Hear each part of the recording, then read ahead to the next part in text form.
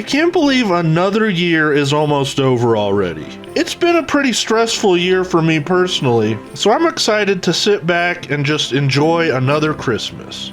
It took me a little while to land on what I wanted to talk about in this year's special.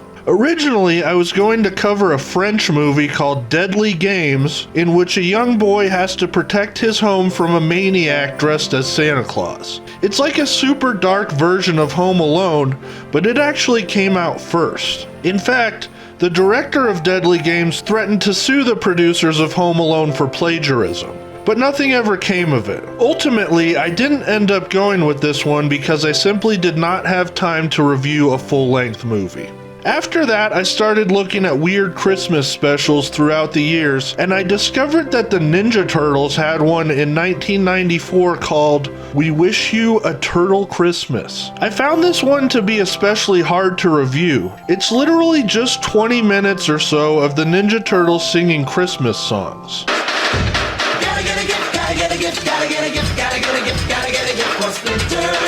It's an oddity for sure, but there's not much to it.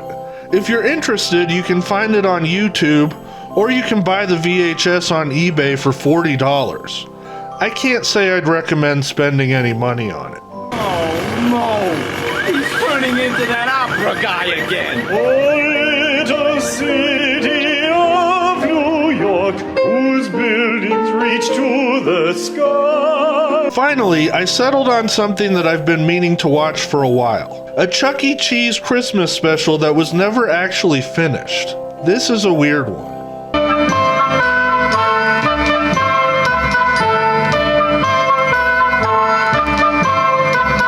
On Christmas Eve, Chuck E. Cheese and Jasper T. Jowls are trying to find the North Pole so they can deliver Jasper's Christmas list to Santa. With these two guys, we're gonna be at the North Pole handing Santa your Christmas list in no time. Let's start with the obvious here. Clearly, there's no real animation.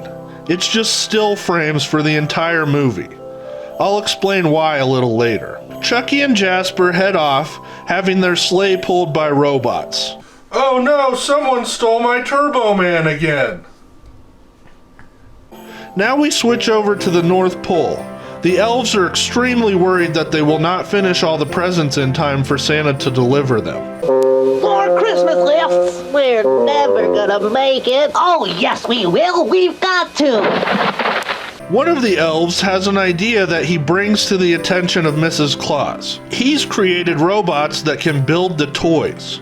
Mrs. Claus loves the idea, but the other elves aren't too sure.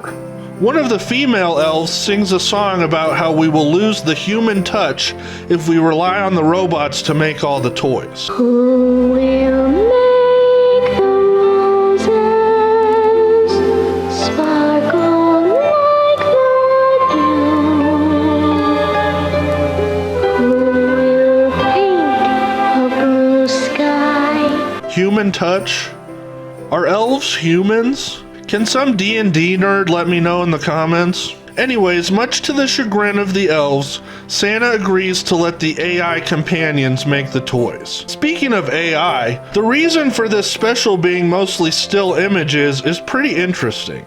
According to Travis Schaefer, owner of ShowBizPizza.com, the animators were planning on using a technique called tweening, in which computers would generate the frames in between, completing the animation.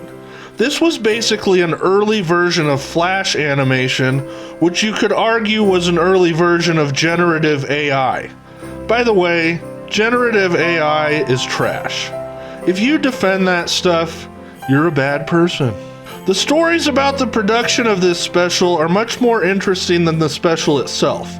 For instance, the co-founder of Chuck E. Cheese, Nolan Bushnell, is also the co-founder of Atari. Yes, Atari, the famous video game company.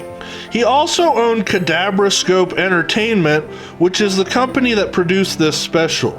When the video game crash of 1983 happened, Nolan went bankrupt and could not afford to finish the animation. It was originally supposed to air on NBC and play on all the monitors at Chuck E. Cheese locations, but that was all scrapped. It would eventually see a VHS release, but it was only available via the Chuck E. Cheese prize booth.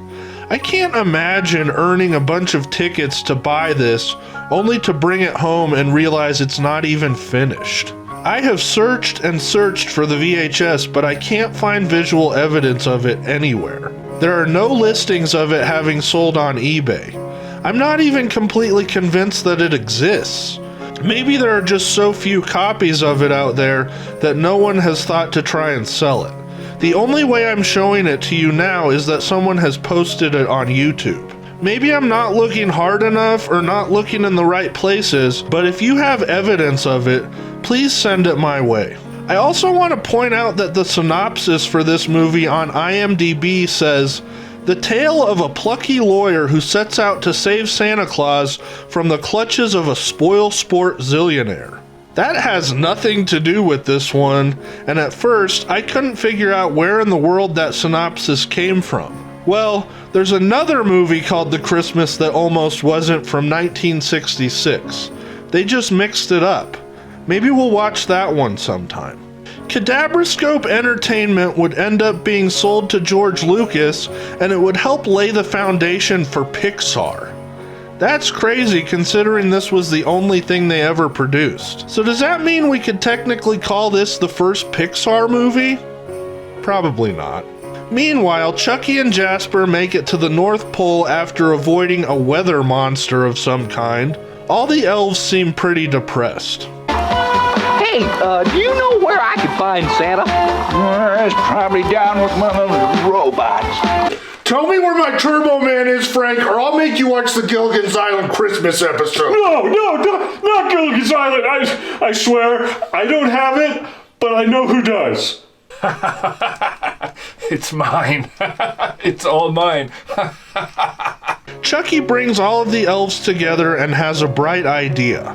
Why don't they have the robots build the toys and have the elves paint them?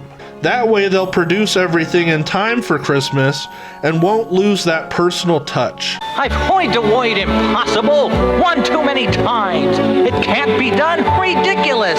I'm tired of that old line. When a job's too tough for you, when you don't know what to do, it's teamwork. So they all sing a song and finish the toys in time. It's a terrific reminder that we should always do whatever we can to accommodate our AI overlords. Santa heads out with the toys and Christmas is saved. Santa, why didn't you use your magic to help the elves and robots work together from the start? Because there is no gift more precious than the magic of learning a lesson for yourself. Jasper and Chucky leave satisfied after a job well done. But they realize they forgot to give Jasper's list to Santa. Hey, Jasper, maybe we can get that list to Santa. How? If we wish real hard together. Do you really think we can, Chuck? Yes, I do. Between the both of us, we have a chance.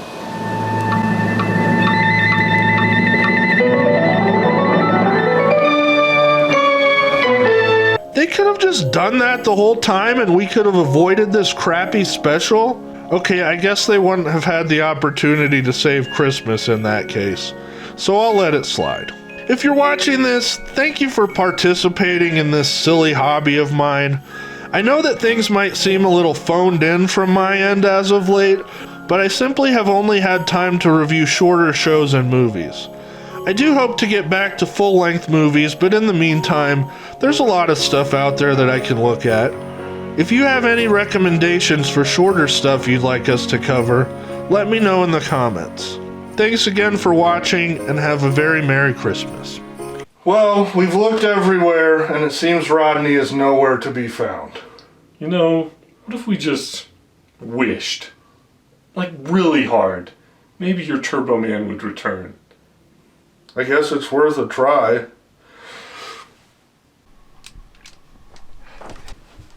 Where'd he go? No! Whoa! It worked! It's a Christmas